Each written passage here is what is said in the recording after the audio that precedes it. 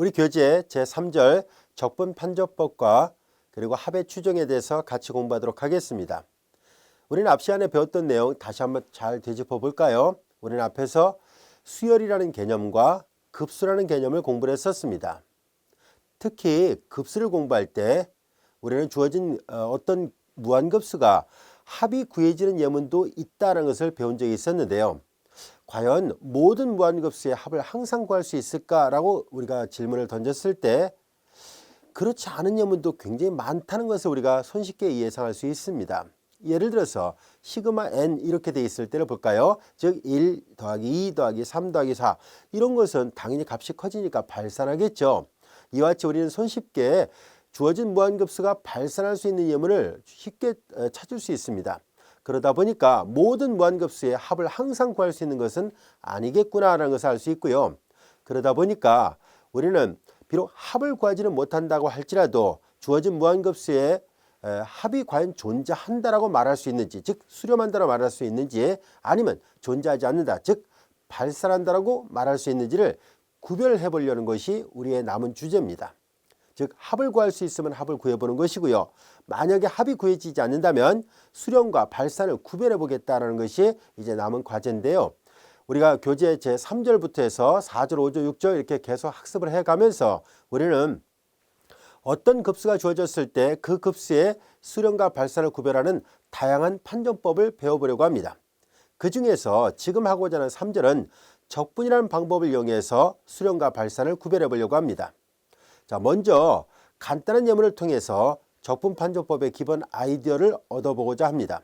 우리 교재에 보면 나와 있는 시그마 n의 제곱분의 1이라는 무한급수입니다. 이 급수를 쭉 풀어서 써보면은 1의 제곱분의 1 더하기 2의 제곱분의 1 더하기 3의 제곱분의 1 더하기 쭉 가죠.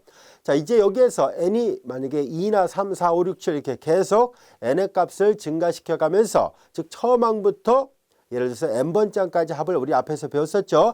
파셜섬, 부분합이라 얘기를 했었는데요. 그 n의 값을 5일 때, 10일 때, 15일 때, 20일 때 이렇게 조금씩 증가해 가면서 시그마 n의 제곱분의 1의 값을 계산을 해보려고 합니다. 자, 그랬더니 여기 도표를 보면 나와 있는 것처럼 우리 교재에 나와 있습니다. 화면상으로 좀 작게 보이니까 여러분들 같이 교재를 보면서 볼까요? 처음 항부터 5번째 항까지 합을 계산하니까 대략 1.4636이 나왔습니다. 또한 처음 항부터 50번째 항까지 합을 계산해 보니까 1.6251이 나왔고요. 처음 항부터 100번째 항까지 하면 1.6350, 처음 항부터 1000번째 항까지 하면 1.6439 이와 같이 나온다는 것을 알게 됐습니다. 굉장히 항을 많이 늘렸는데도 불구하고 의외로 이 값이 커지는 폭이 굉장히 미미하다는 것을 알 수 있네요. 자, 왜 그랬을까 하는 건데요. 잘 보면 알 수 있듯이 제곱의 역수로 가잖아요.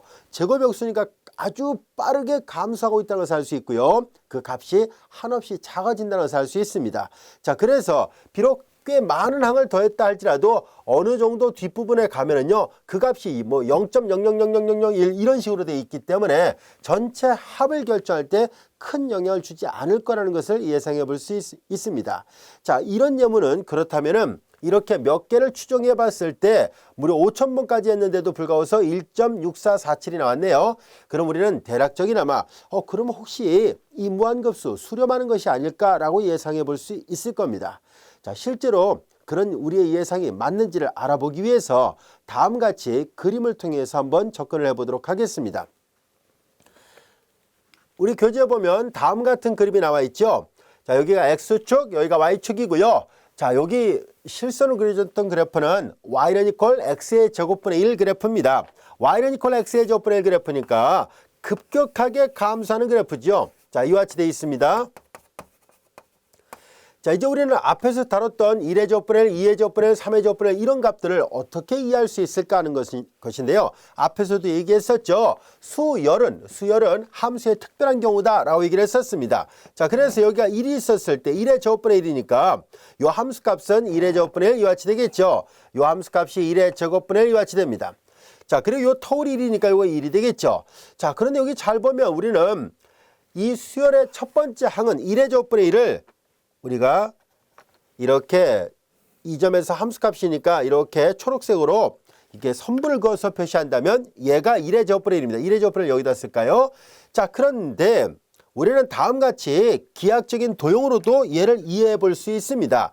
왜냐하면 가로의 길이는 1이고 세로의 길이가 1의 제곱분의 1을 한다면은 그러면은 당연히 이 빗금친 영역의 넓이는 가로 곱하기 세로니까 얘 넓이도 마찬가지로 1의 제곱분의 1 이와 같이 되겠죠. 잘 보면 이 초록색으로 그려놨던 이 선분의 길이 값도 1의 제곱분의 1이 있지만 노란색 빗금친 이 영역의 값도 1의 제곱분의 1이에요. 이때 주의할 점이 있죠. 바로 우리는 이걸 서로 이렇게 구별하는 것은 숫자가 같다는 얘기예요. 즉 크기가 같다, 수치가 같다는 것을 얘기할 뿐이죠. 하지만 단위를 붙이면 당연히 두 개의 개념은 서로 다른 말입니다. 앞에는 평방미터가 되겠죠. 면적의 단위니까요. 뒤에는 어떻게 되겠어요? 그냥 미터 이렇게 쓰면 되겠죠. 그러니까 단위를 붙여보면 1미터, 얘는 1제곱미터. 완전히 의미가 달라요. 구별을 해야 됩니다.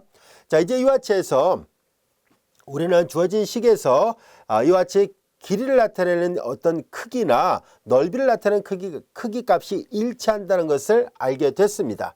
자, 그럼 이 사실에 착안을 해서 우리는 그러면 두 번째, 이 수열의 두 번째 항도 한번 여기다 표현을 해보도록 하겠습니다. 자, n이 2일 때 여기 정도 있다라 봐야 되겠죠. n이 2일 때 그러면 2에서의 함수값은 여기다 대입을 합니다. 2의 제곱분의 1이죠. 2의 제곱분의 1 여기 있습니다. 2의 제곱분의 1, 얘가 2의 제곱분의 1이 같이 됐습니다. 마찬가지로 가로의 길이는 1이고 세로의 길이는 2의 제곱분의 1로 본다면 요 직사각형의 넓이는 당연히 얘 넓이도 역시 2의 제곱분의 1 이와 같이 쓸 수 있습니다.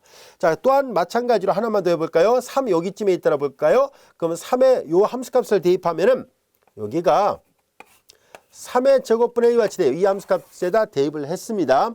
그리고 역시 가로 길이 1이니까 가로 길이 1, 세로 길이 이걸로 보는 이러한 직사각형의 넓이는 여전히 3의 제곱분의 1이라는 것을 알 수 있습니다. 자, 이와 같이 해서 1의 제곱분의 1, 2의 제곱분의 1, 3의 제곱분의 1은 즉 여기 나와 있는 이 급수를 쭉 나열한 이 항들은 그림으로 보면 요 초록색 선분의 길이들의 총합과도 같지만 우리가 도형을 통해서 좀 더 수월하게 이해하기 위해서 그림으로 관찰해 본다면 이 각각의 노란색 빗금친 영역의 넓이들의 합과도 같습니다. 여기까지도 이해됐죠? 자, 그래서 그거를 형상화시켜서 표현한 것이 바로 교재에 나와 있는 이 그림입니다. 이 그림은 이제 이해됐죠? 자, 이제 여기에 선생님이 부연 설명했던 것과 같은 그림이에요. 자, 그러다 보니까 이제 여기서 보다시피 이런 값들을 계속 더해 나갑니다 라는 뜻인데요.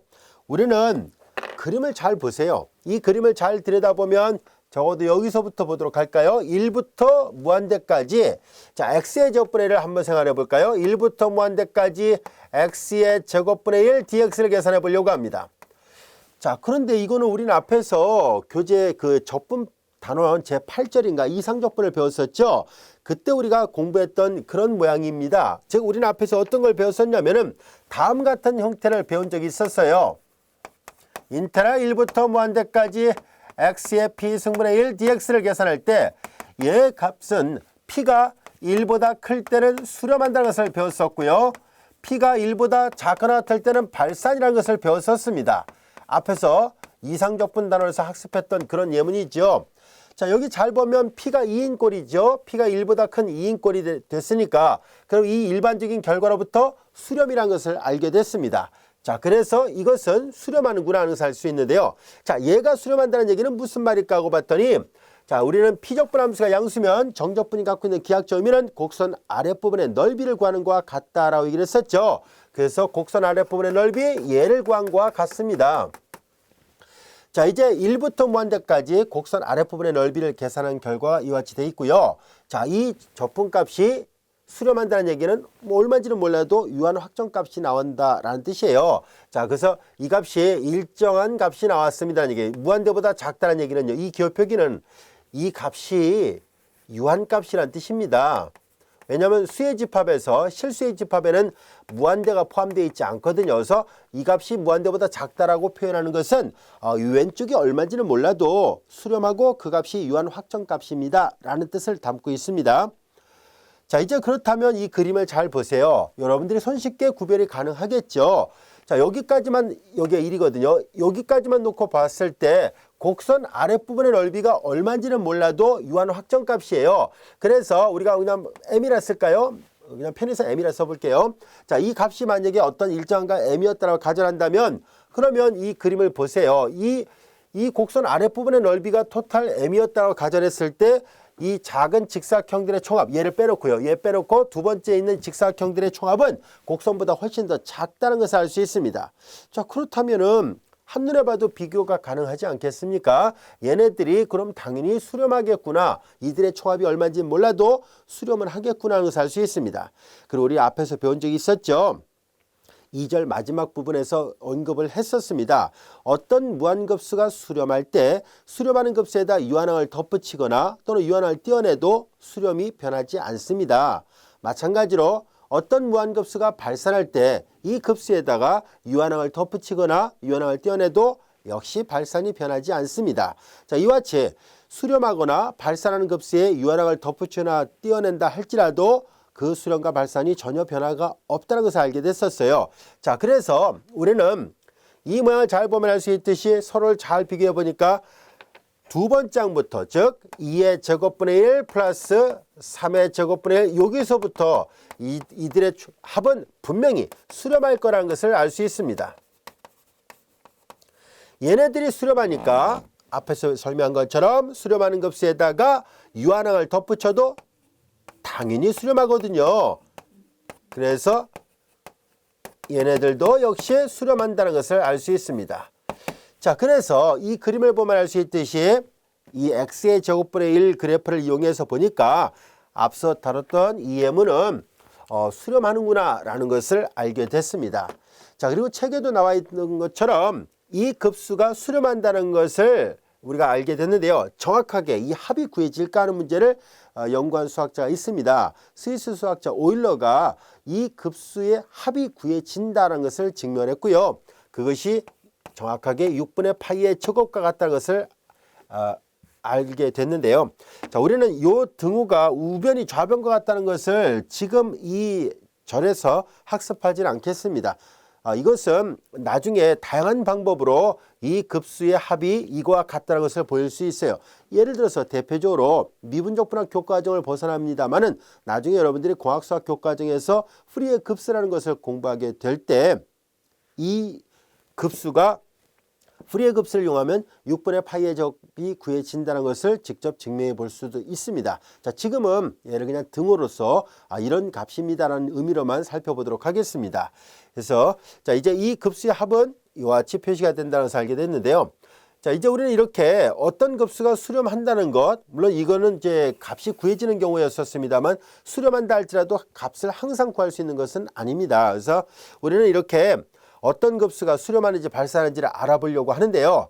암암리에 이제 이렇게 적분이라는 방법을 이용해서 비교해 보려고 합니다. 즉 적분을 통해서 적분이 수렴한다면 급수도 수렴한다는 논리를 얻고자 하거든요.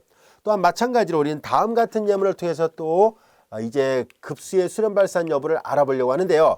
비슷한 예문입니다. 자, 이번에는 시그마 루트 n분의 1입니다. 시그마 루트 n분의 1 역시 마찬가지로 앞에서 했던 것처럼 n이 5일 때부터 해서 쭉 가서 100 그리고 1000, 5000까지로 확대를 해보니까 얘네들의 총합은 아까와 비슷하지만 즉 역수 형태는 비슷하지만 아까와 모양이 달라졌죠. 아까는 1의 제곱분의 1 더하기 2의 제곱분의 1 더하기 3의 제곱분의 1 이렇게 되어 있었는데 지금 루트 1분의 1, 루트 2분의 1, 루트 3분의 1 이렇게 되어 있습니다.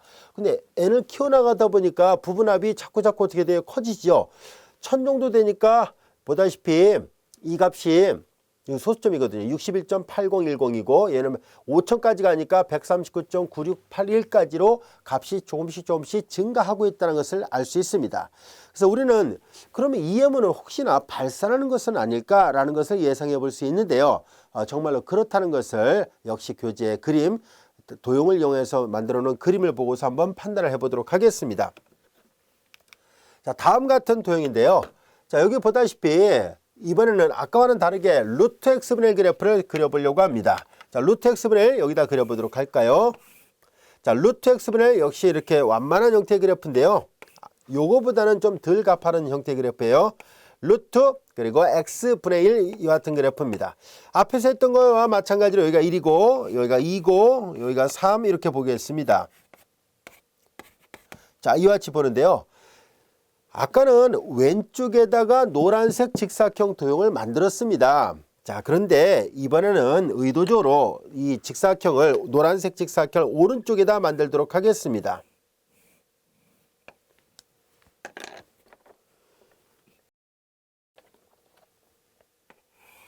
자, 앞에서 했던 것과 똑같이 1에서의 함수값은 여기가 루트 1분의 1이에요. 루트 1분의 1 그냥 1이라 쓰겠습니다. 가로의 길은 1이죠. 그래서 요 정사각형 형태의 모양의 요 도형의 넓이는 루트 1분의 1 이와 같이 됩니다.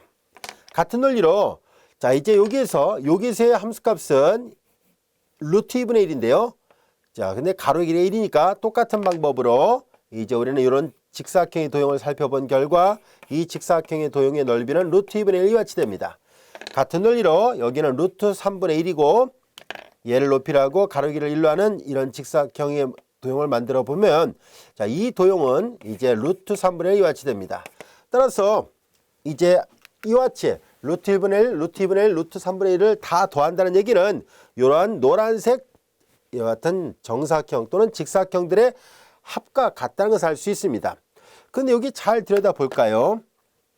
얘네들은 보다시피 곡선을 초과하는 도형들입니다. 곡선보다 훨씬 더 크죠? 자, 근데 여기서 루트 x분의 1을 1부터 무한대까지 적분해 보려고 합니다. 루트 x분의 1을 인테그랄 1부터 무한대까지 루트 x분의 1을 적분하려다 보니까 여기 잘 볼까요? 앞에서 했던 모양과 관련이 있다는 것을 알 수 있습니다. 여기에서 얘네들은 한 번 더 쓴다면은 인테그랄 1부터 무한대까지 x의 2분의 1 승분의 1 dx 이렇게 될 것이고 얘는 p가 2분의 1인 꼴이고 2분의 1은 1보다 작지요. 당연히 발산한다는 것을 알 수 있습니다. 얘가 발산하는구나 라는 것을 알게 됐어요. 앞에서 배웠던 이상적분에서 다뤄졌던 예문이었습니다. 얘가 발산한다는 것을 알게 됐는데요. 그림을 잘 볼까요? 곡선 아랫부분의 넓이가 발산한다는 얘기는 한없이 커진다는 얘기잖아요. 즉 곡선 아랫부분의 이 빨간색 빛 금친 부분의 넓이가 무한히 한없이 커질 때 그 얘보다 훨씬 더 큰 이 직사각형들 형태의 총합은 당연히 더 커질 수밖에 없잖아요. 얘네들보다 더 크니까. 그래서 얘가 발산한다면 얘네들도 발산하겠구나 라는 것을 알 수 있습니다. 자, 그래서 우리는 앞의 예문은 수렴하는 경우였었고 뒤의 예문은 발산하는 경우였었는데요. 자, 이와 같이 이렇게 직사각형 형태의 도형들의 넓이에 대수관계를 적절하게 이용하면은 손쉽게 수렴하는지 발산한지를 찾을 수 있다라는 것을 알게 됐습니다. 여기까지도 이해됐나요? 여기에 착안해서 우리는 다음 같은 적분 판정법이라 불려지는 아주 유용한 판정법에 대해서 공부를 해보도록 하겠습니다. 이 적분 판정법은 함수 f가 1부터 무한대까지 범위 안에서 이 곡선이 연속함수이고 항상 치역이 0보다 큰, 즉 치역이 0보다 크니까 양수여야 돼요. 양의 값을 갖는 그러면서 또한 감소하는 함수여야 됩니다 하는 뜻이에요. 이렇게 그래프를 그려봤을 때 증가하거나 그러지 않고 내려가야 된다는 뜻이에요. 자, 그리고 이제 우리는 어떤 급수의 일반항을 AN이라고도 표시하지만 AN은 또 앞에서 배웠었죠. 우리 1절 우리가 이 단원 처음 시작할 때 수열에 대한 정의를 할 때 FN은 AN과 같다라고 약속을 했었습니다. 자, 그래서 AN을 또는 FN이라 했을 때 주어진 무한급수 AN은 일반항이에요. 자, 이 급수가 수렴하게 될 필요충분 조건은 다음 같은 형태의 이상적분이 수렴할 때와 똑같다는 얘기예요. 즉 얘가 수렴하면 얘도 수렴하고 얘가 발산하면 얘도 발산합니다. 근데 필요충분 조건이니까 거꾸로도 돼요. 얘가 수렴하면 얘도 수렴하고 얘가 발산하면 얘도 발산합니다. 자, 여기에서 AN은 다른 말로 FN이라도 쓸 수 있는데요. 잘 보세요. 시그마 기호를 인테그랄 기호로 AN 대신 FN을 쓰면 FX로 바꿔놨습니다. 자, 지금 보다시피 요거는 카운팅을 해야 되니까 자연수 n으로 표시했지만 얘는 1보다 크거나 같은 모든 실수에 대해서 다 조사하니까 이와 같이 적분 형태로 표시가 됐어요. 자, 그래서 급수가 P면 Q이다도 되지만 Q면 P이다도 돼요. 자, 일단 지금 우리는 급수의 수렴 발산을 조사하려는 게 주목적이다 보니까 거꾸로 하는 것은 뭐 나중에 따로 하기로 하고 지금은 P면 Q이다라는 논리로 설명하도록 하겠습니다. 적분이 수렴하면 급수도 수렴하고 적분이 발산하면 급수도 발산한다는 사실이에요. 왜 그럴까 하는 얘기입니다. 자, 이것을 알아보려고 합니다. 자, 이제 얘가 왜 성립하는지를 알아보기 위해서 직접 직면을 해가면서 학습을 해보려고 하는데요. 자, 직면은 기본 아이디어는 얘랑 똑같습니다. 방금 전에 우리가 이렇게 간단한 두 예문을 통해서 이럴 때는 수렴, 이럴 때는 발산이라고 얘기를 했었는데요.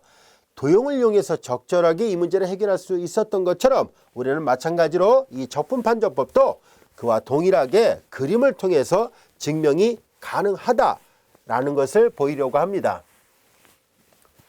자, 같이 한번 보도록 할까요?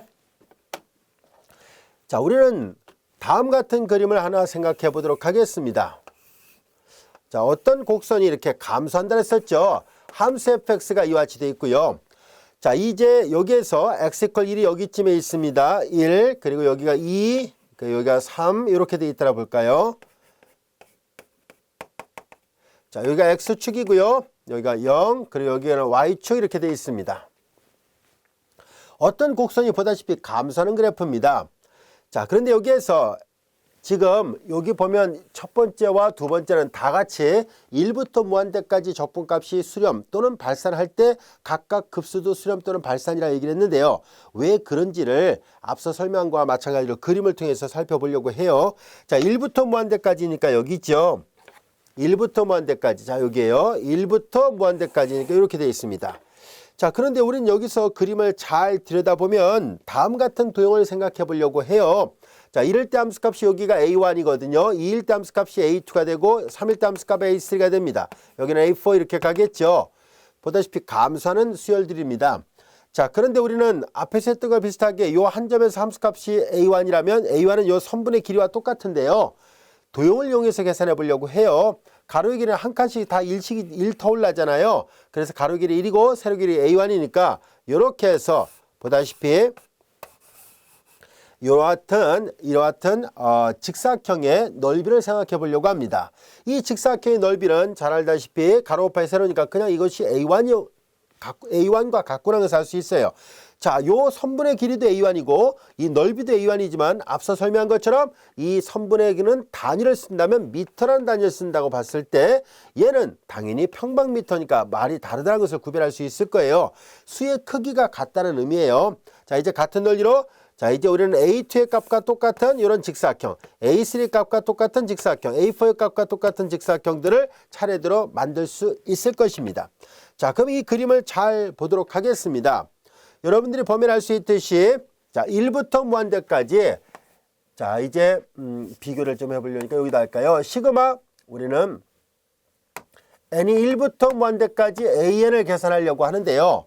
자, 여기 보면은 지금 적분은 1부터 적분을 시도를 하거든요. 그래서 얘가 이 빨간색 경계선이 여기 1이잖아요. 근데 이 곡선 아랫부분에 놓이는 도형은 1부터 큰 그런 x의 범위 안에서는 A2부터 놓이기 시작해요. 여기 A2고 여기가 A3고 여기가 A4니까 자, 그래서 여기는 2부터 카운팅을 하도록 하겠습니다.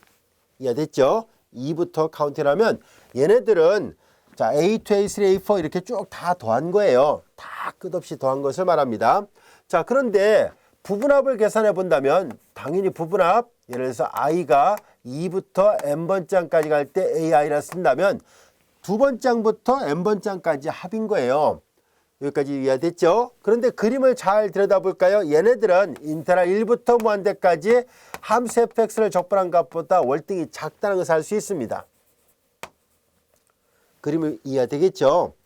자, 이제 우리는 여기에서 요거 잘 들여다보면 두 번장부터 n번장까지 합이었었잖아요. 자, 근데 우리는 이 식에다가 A1을 다 더해 보도록 하겠습니다. A1을 다 더할 건데요. 얘가 바로 SN이에요. n번장까지, 1부터니까는 n번장까지 합이라 말할 수 없겠네요. 일단 A1을 다 더한 다음에 또 마저 생각해 볼게요. A1 더하기 시그마 i가 2부터 n번째까지 갈 때 AI 중간에 생략하고요. 바로 왼쪽과 오른쪽만 비교하겠습니다. 두 식이 부등식 관계에 있으니까 양옆에다가 A1을 더해도 부등호 방향의 변함이 없습니다. A1 인테그랄 1부터 무한대까지 함수 fx dx 이렇게 됐어요. 여기까지 됐죠? 자, 근데 이건 뭐예요? 이거 다시 쓰면은요. 얘를 다시 쓰면은 이것은 시그마 자, i가 1부터 n까지 ai와 같은 거예요. 그러니까 얘가 뭐예요? 그렇죠. 처음항부터 n번째까지 합이니까 파셜 썸 SN이라는 것을 알 수 있습니다. 따라서 확인해 본 결과 부분합 SN은 A1 플러스 그리고 여기 보다시피 인테그랄 1부터 무한대까지 fx dx를 넘지 못합니다. 자, 이제 우리는 문제의 가정을 볼까요? 1번 이 적분이 수렴한다면 이라고 얘기를 했습니다. 이 적분이 수렴한다는 얘기니까 이 값이 당연히 어떻게 돼요? 유한 확정값을 가져야 된다는 것을 말해주고 있죠. 무한대보다 작다는 얘기는 이 식이 당연히 유한값이라는 뜻이에요. 자, 그래서 우리는 다음같이 생각해 볼 수 있습니다. 그러면 여기 나와 있는 이 식이 얼마인지는 몰라요. 얼마인지는 모르는데 수렴한다 얘기를 했었으니까 그러면 수렴함으로 수렴값을 편의상 m이라 놔봅시다. 자, 그렇다면은 우리는 SN은 자연스럽게 m을 넘지 못한다는 것을 알게 됐습니다. 여기까지 됐죠? 이건 뭘 나타내냐면 요거이므로 이 부분합은 파셜섬은 얘는 위로 6이라는 것을 알 수 있습니다. 우리 앞에서 배웠었죠. 수열 단원에서 단조 수열 정리 또는 단조 수렴 정리라는 것을 배웠었어요.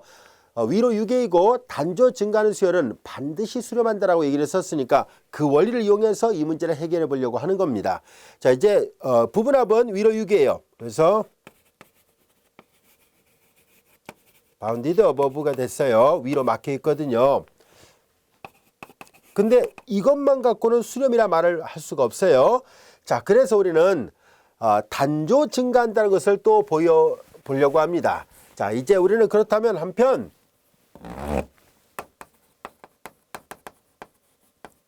우리는 다음 같은 것을 한번 생각해 볼까요? SN 플러스 1을 생각해 보려고 하는데요. SN 플러스 1은 잘 알다시피 SN에다가 AN 플러스 1을 즉 처음항부터 n번장까지 합을 한 거에다가 n 플러스 1번장을 더한 거잖아요. 그런데 여기서 잘 볼까요? 얘하고 얘를 비교해 본다면 얘보다는 당연히 누가 더 크겠어요? SN보다는 SN보다 이만큼을 더 더했잖아요. 왜냐하면 AN은 양수라는 말이 있어요. 자, 볼까요? 자, 함수가 연속이고 양의 값을 갖는 단조 감소함수예요. 얘가 양수예요. 그러니까 얘가 양수니까 얘도 양수죠. 그래서 양수이구나 라는 것을 알 수 있습니다. 자, 그러니까 양수를 이 두 개가 똑같은 데다 이걸 더했으니까 이게 더 크죠. 잘 볼까요? 이제 요거이므로 확인해 본 결과 SN보다 SN 플러스 1이 더 커요.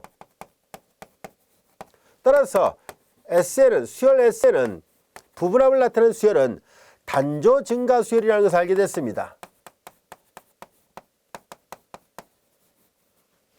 자, 이제 그러면 보다시피 부분합이 SN을 나타내는 이 부분합이 위로 6A이면서 그리고 모노토닉 인크리싱 시퀀스예요. 자, 이 두 가지를 모두 만족하니까 위로 6A이고 단조 증가 수열이었으니까 앞에서 배웠던 중요한 정리가 있었죠. 단조 수렴 정리로부터 단조 수렴 정리 또는 단조 수열 정리라고도 합니다. 단조 수렴 정리라 쓸게요. 단조 수렴 정리에 의하여 이 부분합을 나타내는 이 수열 SN은 그냥 SN이라만 씁시다. SN은 시그마 i가 1부터 n까지 AI 이 수열은 반드시 수렴합니다.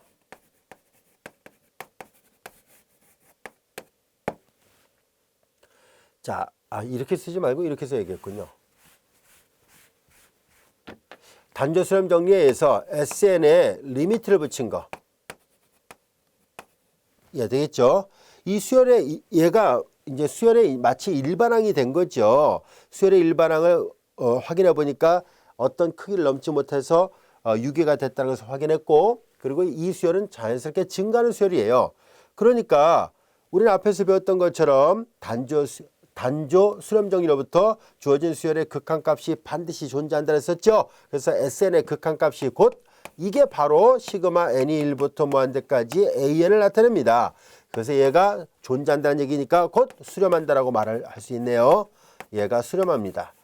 자, 그래서 첫 번째는 증명이 됐습니다. 단조 수렴 정리로부터 증명 가능해졌네요. 자, 그래서 1번 적분값이 수렴하면 급수는 수렴합니다. 이제 지금까지 설명한 거 다 이해가 되겠죠? 자, 이번에는 두 번째를 보도록 하겠습니다. 두 번째는 적분값이 발산하면 왜 급수가 발산한다고 말을 했을까 하는 얘기인데요. 자, 이것은 앞에 다뤘던 요 예문을 통해서도 알 수 있던 것처럼 이번에는 어떤 곡선보다 더 큰 직사각형들을 만들어 보려고 합니다. 자, 그림을 같이 한번 그려가면서 살펴보도록 하겠습니다. 조금 전에 그렸던 것은 곡선 아랫부분에 놓이게끔 직사각형들이 곡선 아랫부분에 놓이게끔 한 거예요. 이 직사각형들이 의미하는 바는 바로 수열의 각각의 항들의 크기 값을 나타내고 있었습니다. 자, 여기까지 이해됐죠? 자, 이번에는 곡선을 넘는, 곡선을 초과하는 그런 그래프를 그려보도록 하겠습니다. 역시 우리 교재에 그림이 잘 나와 있습니다. 자, 이제 여기 보다시피 여기 1, 2, 3, 4, 5, 6, 7 이렇게 쭉 있을 때 이번에는 마찬가지죠. 지금 적분을 1부터 적분하려고 하는데요. 보다시피 여기 이후부터를 좀 계산해 보려고 하죠. 자, 근데 여기에서 보면 1일 때 함수값이 이게 A1이거든요. 2일 때 함수값이 A2가 되고 3일 때 함수값이 A3 이렇게 되어 있습니다. 자, 이제 우리는 그러면은 가로의 길이 항상 이 터울이 일씩 나잖아요. 그래서 이번에는 이렇게 좀 더 커다란 직사각형들을 만들려고 합니다. 이 커다란 노란색으로 표시했던 직사각형들의 크기가 A1의 크기와도 같습니다. 같은 방법으로 여기는 A2 단위로 붙이지 않을게요. 여기가 바로 A3 이렇게 됩니다. 자, 그래서 이번에는 A1부터 A2에 쭉 가서 A3들은 이 적분값을 훨씬 더 초과한다는 것을 알게 됐습니다. 자, 두 번째를 증명합니다. 첫 번째는 이제 증명이 됐고요. 두 번째는 이 그림에서 보는 것처럼 곡선 아랫부분의 넓이가 발산이라는 얘기는 존재하지 않는다는 얘기거든요. 근데 그림을 보니까 그들보다 더 크죠. 자, 그래서 이제 두 번째는 인테그랄 1부터 무한대까지 함수 fx dx가 이것이 발산한다라고 얘기를 했고요. 발산함으로 그림을 잘 볼까요? 인테그랄 1부터 무한대까지 함수 fx dx는 이 곡선 아랫부분의 넓이보다 직사각형들의 넓이들의 합이 더 크잖아요. A1 플러스 A2 플러스 A3 이들의 합이 더 커요. 즉 얘네들이 곧 시그마 n이 1부터 무한대까지 an을 나타냅니다.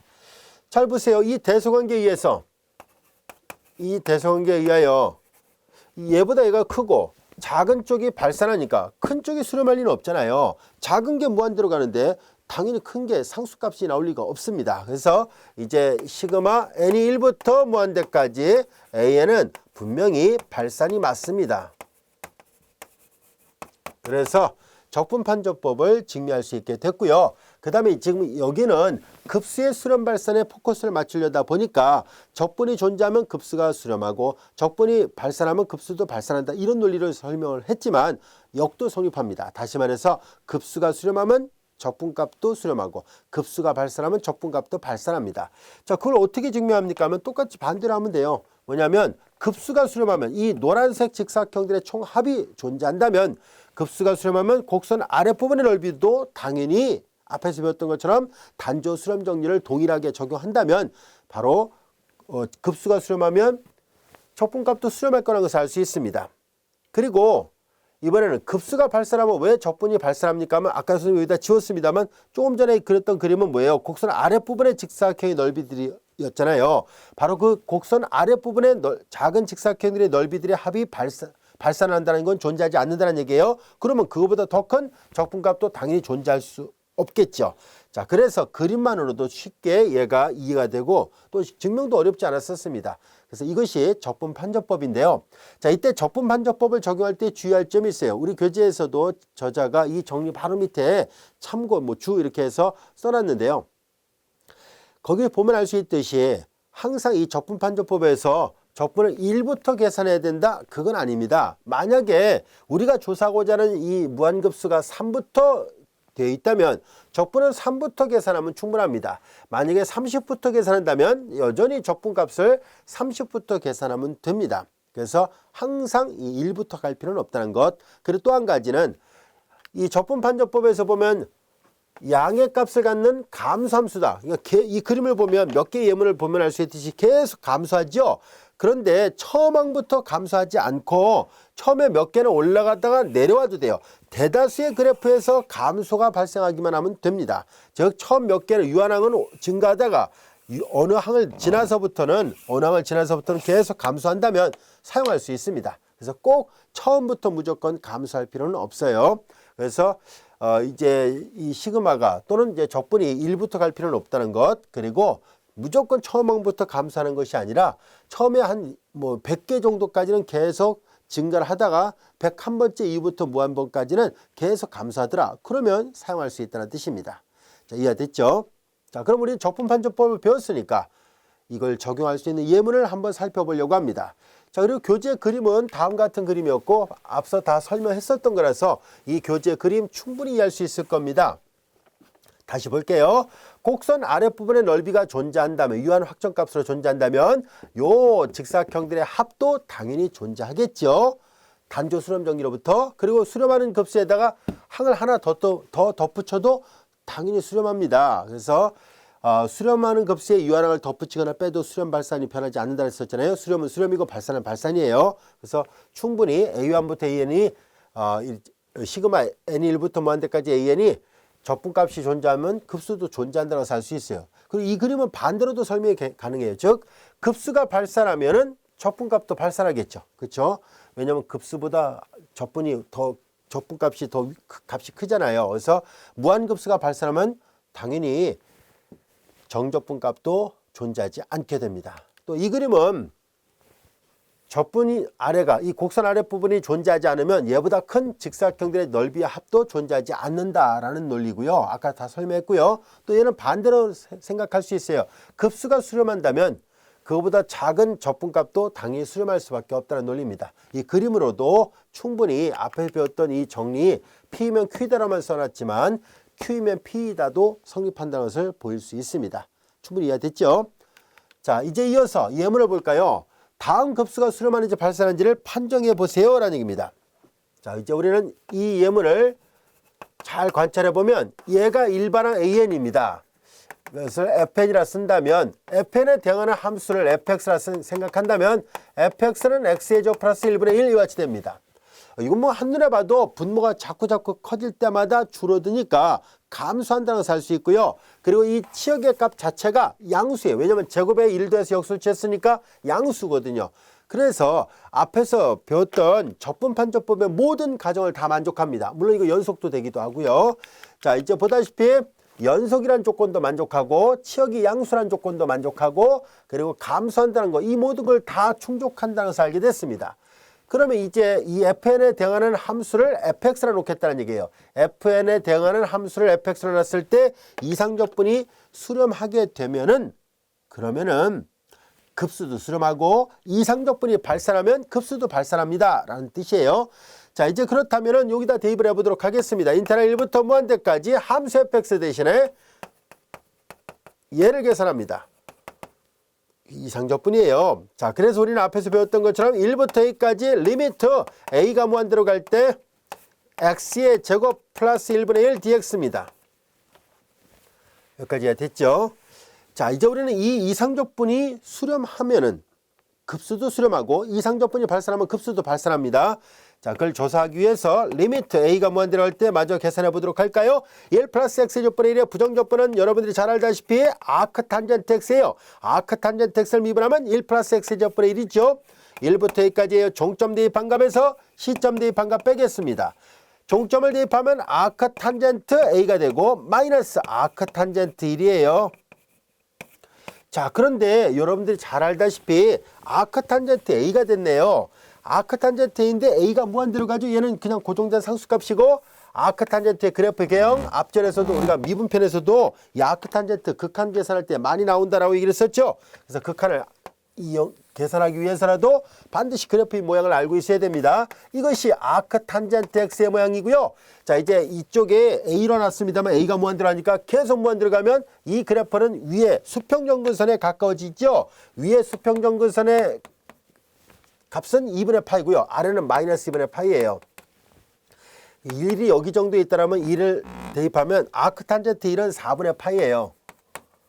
정 가운데쯤에 있습니다. 자, 그래서 이 그림을 잘 보면 알 수 있듯이 이 앞에 거의 극한을 계산해 본 결과 x가 무한대로 할 때 쭉 올라가서 2분의 파이에 가까워지고요. 그리고 아크탄젠트 1은 4분의 파이였었습니다. 그래서 여기가 4분의 파이가 된다는 것을 알 수 있고요. 4분의 2파에서 4분의 파이 빼니까 4분의 파이 이와 같이 되는군요. 자, 그래서 우리가 지금 다루고자 했던 이 예제 1번 수렴한다는 것을 알게 됐습니다. 예제 1번 수렴하는지 발산하는지 판정하시오. 수렴합니다. 적분값이 존재하니까 이거 마저 결론을 내려야겠군요. 따라서 적분판정법에 의하여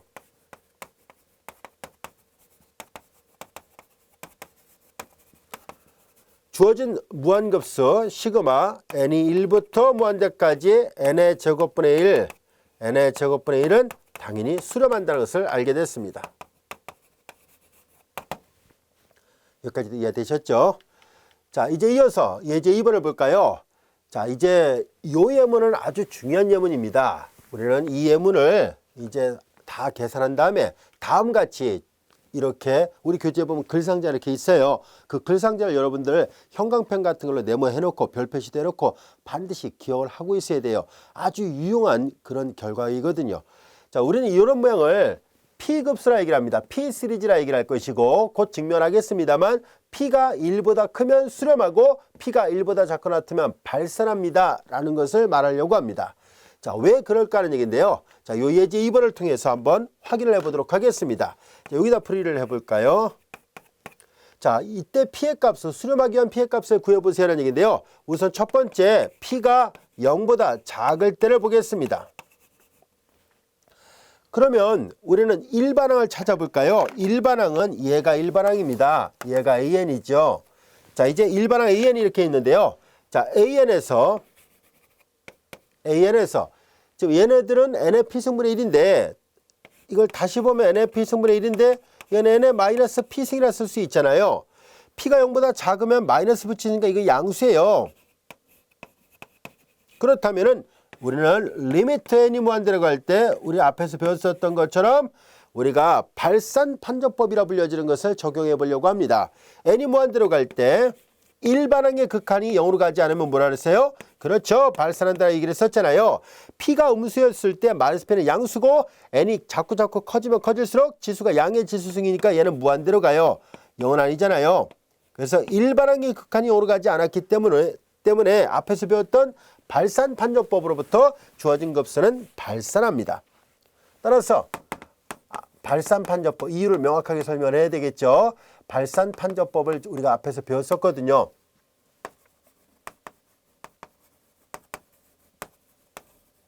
발산판정법에 의하여 주어진 급수는 발산합니다. P가 0보다 작으면 발산한다는 것을 알게 됐습니다. 이번엔 P가 0일 때를 조사해 보겠습니다. P가 0일 때입니다. P가 0이면은 자, 0이 아닌 모든 수 형성 1로 약속되어 있습니다. 그러니까 0이 아닌 모든 수 형성 1로 약속되니까 AN이 1이라는 것을 알게 됐습니다. 앞에서 했던 것처럼 일반항의 극한 역시 또 조사를 해볼까요? 그럼 요 1에 아무리 극한 취해봤자 상수니까 그냥 1이에요. 따라서 얘도 마찬가지로 동일한 이유로 발산판정법에서 그냥 여기다 그냥 똑같이 썼다라 볼게요. 발산합니다. P가 0보다 작을 때도 발산, P가 0일 때도 발산이라는 것을 알게 됐습니다. 자, 그럼 이제 세 번째를 보겠습니다. P가 0보다 클 때를 보겠습니다. 자, 이제 P가 0보다 클 때 AN, 즉 F는 N의 P승분의 1은 여러분들이 보면 알 수 있듯이 P가 양수예요. 근데 그러면 N이 커질 때마다 분모 커질 것이고 역설치하면 줄어들겠죠. 그래서 얘네들은 확인해 보니까 이 수열은 분명히 감소하는 수열이 맞다는 것을 알게 됐습니다. 치역은 양수입니다. 음이 나올 리가 없죠. 양수입니다. 자, 그렇다면은 이제 우리는 이 fn에 대응하는 함수를 fx라 보겠습니다. 이제 함수를 fx라 본다면 여기를 지우고 여기다 할게요. 이제 함수 fx를 x의 p승분의 1이라 놓겠습니다. 그러면 이제 우리는 뭘 조사해 볼 거냐면 1부터 무한대까지 fx, 즉 x의 p승분의 1을 적분하려고 하는데요. 우리는 얘를 이미 앞에서 그 7장 적분편의 8절인가 이상적분을 배웠었고 앞에 예문을 풀 때도 설명했었죠. 얘네들은 이미 결과를 알고 있는 상태니까 앞에 7장 8절쯤인 거예요. 아마 그걸 보고서 다시 한번 여러분들이 복습을 해보세요. 이미 앞에서 설명했던 거니까 따로 또 이상적분을 계산하진 않겠습니다. P가 1보다 크면 얘가 수렴한다는 것을 알 수 있었고요. P가 1보다 작거나 같으면 발산이라는 것을 알 수 있었습니다. 자, 그래서 이제 조사를 해본 결과 x의 p승분의 1이 나왔을 때 1보다 커야 수렴하는구나, 1보다 작거나 같으면 발산이구나 하는 것을 알게 됐습니다. 자, 이제 이 결과로부터 우리는 자, 이제 적분값이 수렴하면 급수도 수렴하죠. 적분값이 발산하면 급수도 발산한다라고 얘기를 했었으니까 우리는 다음 같은 결론을 먼저 내리려고 하는데요. P가 0보다 클 때를 염두에 두고 계산했었잖아요. 따라서 P가 0보다 크고 1보다 작거나 같을 때 적분값이 발산하기 때문에 적분판정법에 의하여 적분판정법을 여기다 적용합니다. 주어진 급수 시그마 n이 1부터 무한대까지 n의 p승분의 1도 역시 발산합니다. 여기까지 됐죠? 자, 그런데 P가 1보다 크면 적분값이 수렴하거든요. P가 1보다 크면 적분값이 수렴합니다. 적분값이 수렴한다는 것을 알게 됐고요. 그럼 역시 마찬가지로 적분판정법에 의하여 주어진 급수 시그마 n의 p승분의 1, n은 1부터 무한대까지 이것은 당연히 수렴합니다. 여기까지가 됐죠. 자, 이렇게 해서 우리가 이 P급수라 불려지는 아주 유명한 급수고 또 잘 알고 있어야 될 급수예요. 여러분들이 급수 단원을 공부할 때 절대로 잊어서는 안 되는 아주 핵심적인 역할을 하는 중요한 급수입니다. 시그마 n이 1부터 무한대까지 갈 때 n의 p승분의 1은 P급수라 불려지는 급수예요. P가 1보다 크면 수렴이고 P가 1보다 작거나 같으면 발산이에요. 얘랑 유사하죠. 적분판정법을 쓰다 보니까 당연히 여기는 적분으로 여기는 시그마로 바뀌어 있는 것뿐인데요. 동일한 판단의 결과가 나오고 있다는 것을 알 수 있습니다. 이 P급수 우리가 이제 증명도 해봤으니까 잘 익혀두고요. 학교 중간고사 이런 시험 문제에서도요. 이거 증명하고 시험 문제 많이 나옵니다. 그래서 여러분들 연습을 잘 해두고요. 저는 여기서 판서를 끝까지 마무리 안 했습니다만 P가 0보다 크고 1보다 작거나 같으면은 요 위의 결과로부터 적분값이 발산함으로 적분판정법에서 급수도 발산한다. 이렇게 좀 더 자세하게 쓰면 되고요. 그 다음에 이제 학교 시험 문제 같은 경우는 우리는 앞에서 이상적분 나눠서 이걸 했기 때문에 그냥 인용만 하고 넘어갔었습니다만 학교 시험 문제에서는 이걸 각각을 다 P가 1보다 클 때 직접 이상적분의 정의로부터 풀었을 때 수렴한다고 해서 보여야 되고요. 얘는 발산한다고 해서 보여서 문제를 풀어야만 합니다. 아시겠죠? 자, 우리는 앞에서 배웠으니까 생각하도록 할게요. 자, 이제 그렇다면 P급수의 기본 개념을 살펴봤어요. P가 1보다 크면 수렴, 1보다 작거나 같으면 발산. 그럼 다음 같은 예문은 쉽게 판단이 되죠. 따로 뭐 쓰지 않고 그냥 바로 할게요.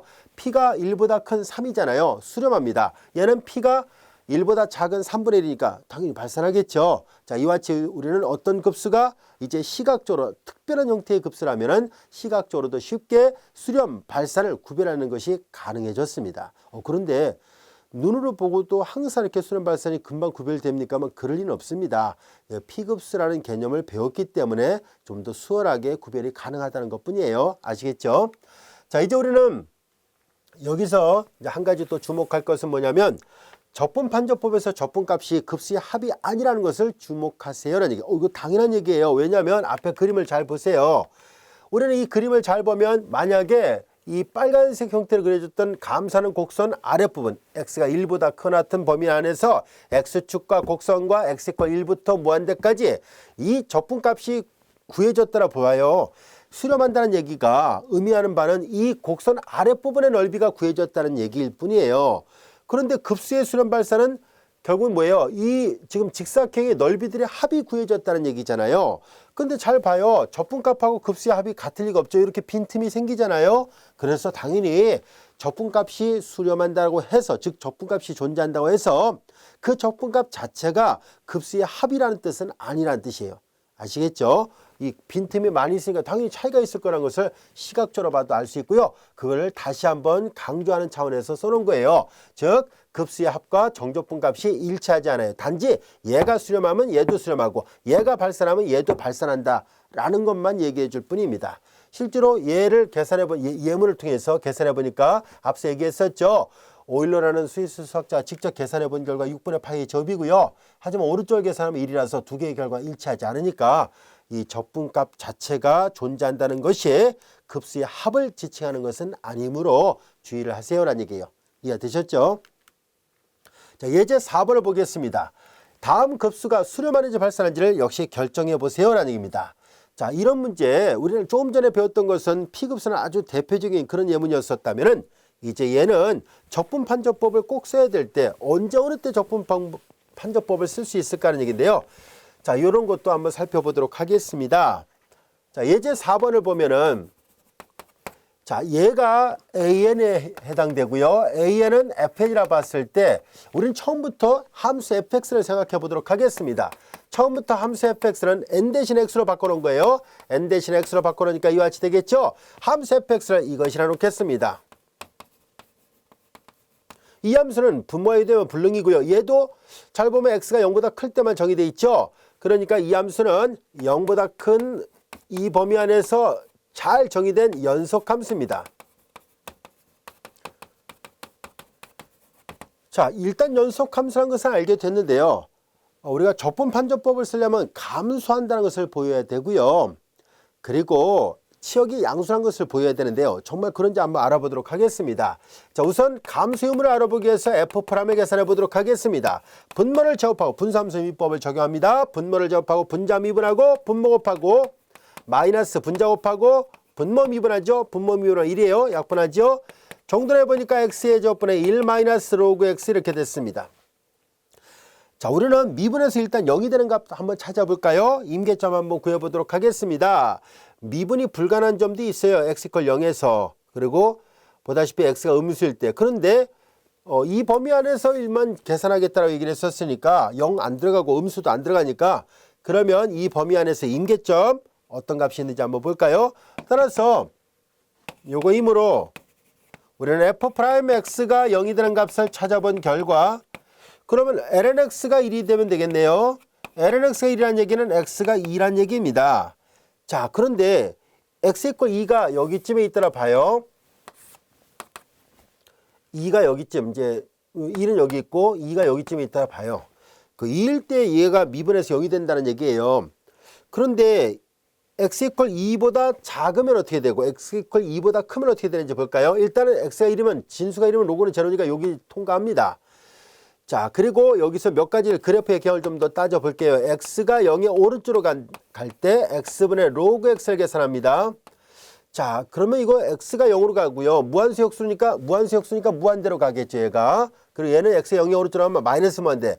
무한대 곱하기 마이너스 무한대니까 마이너스 무한대로 갑니다. 그리고 이번에 리미트 x가 플러스 무한대로 갈 때 x분의 로그 x를 그려보면 무한대분의 무한대꼴 로피탈 정리 적용합니다.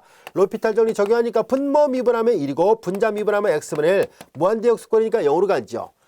자, 그리고 이제 조사를 해보니까 이렇게 돼 있다는 것을 알게 됐고요. 미분에서 0이 되는 점이 x = 2지요. 그래서 여러 가지를 다 조사를 해봅니다.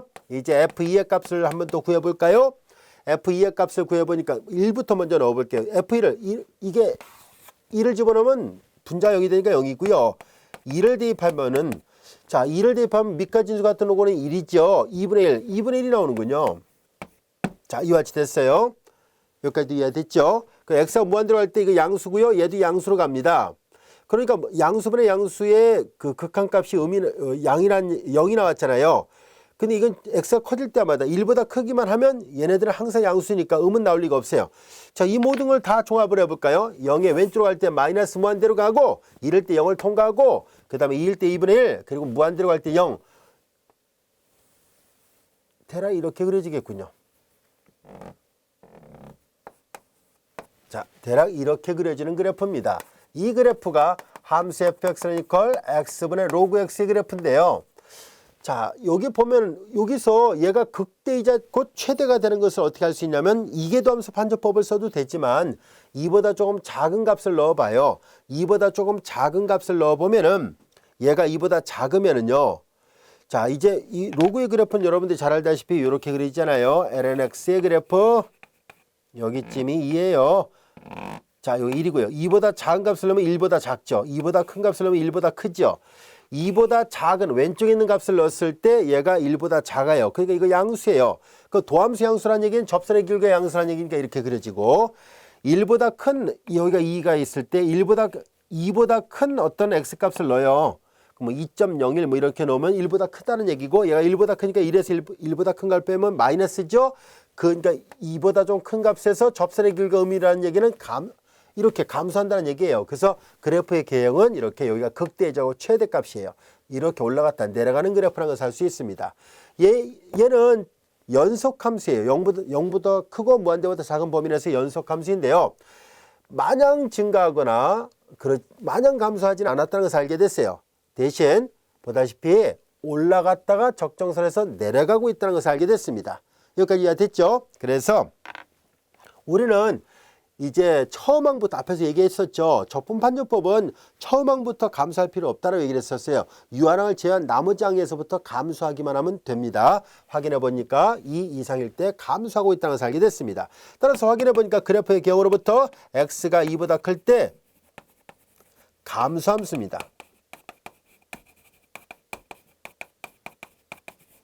자, 적분판정법을 직접 적용할 때는 다 확인해야 된다는 것을 말하려고 합니다. 그래서 연속함수인지 뭐 연속은 우리가 따로 보이지 않아도 직관적으로 금방 알 수 있죠. 그리고 주어진 범위 내에서 감수함수가 되는지를 알아보고요. 처음 항부터 감수는 아니었지만 보다시피 감수함수라는 것을 알게 됐습니다. 그래서 적분판정법의 조건을 충족한다는 것을 알게 됐습니다.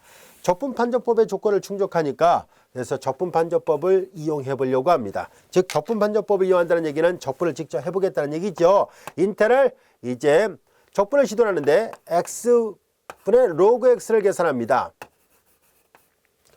자, 이제 이와 같이 됐고요. 우리는 여기에서 뭐 적분을 여기 보면 2 이상일 때부터 감수한다라고 얘기를 했고 그래서 편의상 2부터 한번 해볼게요. 2부터 무한대까지. 자, 그럼 얘네들은 치환해서 적분이 가능한데요. 일단 얘를 바꿔야 되겠군요. x분의 로그 x 리미트 a가 무한대로 갈 때 이상적분의 정의에 맞춰서 다시 기록한 것뿐이에요. 표현을 다시 쓴 거예요. 그 다음에 dx가 됐고요. 자, 그 다음에 이제 얘네들은 여러분들이 잘 알다시피 치환해서 적분하면 되죠. lnx를 t로 치환하면 좌변 미분하면 x분의 1 dx는 dt가 된다는 것을 알 수 있습니다. 그래서 리미트 a가 무한대로 갈 때 주어진 적분은 자 이제 인테그랄 요거는 여러분들 이렇게 일일이 다 치환하지 않더라도 다이렉트로 계산 가능합니다. 즉 그래도 치환 한번 하면서 할까요? 치환을 하게 되면 구간으로 바꿔야 되는 번거로움이 생겨요. 간단한 경우라면 그냥 치환 없이 다이렉트로 계산하는 게 좋아요. 지금 무슨 말이냐면 여기를 lnx를 t로 치환하고 x분의 dx는 dt가 됐죠. 근데 여기는 x의 범위지 여기는 t의 범위를 써야 되잖아요. x가 2가 되면 t는 1 이렇게 바꿔야 되겠죠. x가 a가 되면 t는 로그 a가 됩니다. 이렇게 치환하게 되면 이게 또 구간도 다 바꿔야 돼요. 이런 과정이 익숙해지면 그냥 점프를 해도 되겠죠. 자, t를 t에 대해서 적분하니까 2분의 t의 제곱이고요. 그리고 1부터 로그 a까지입니다. 종점 대입한 값에서 시점 대입한 값 뺍니다. 리미트 a가 무한대로 갈 때 2분의 1 그리고 로그 a의 전체 제곱 마이너스 1을 대입한 것 빼야 되죠. 이렇게 됐습니다. 근데 a가 무한대로 가면 로그는 증가하는 그래프예요. 무한대에서 1 빼봤자 무한대, 무한대에다 2분을 곱해봤자 무한대입니다. 확인을 해보니까 이 이상적분 값이 존재하지 않았다는 것을 알게 됐습니다. 얘가 존재하지 않았네요. 따라서 이거이므로 적분판정법에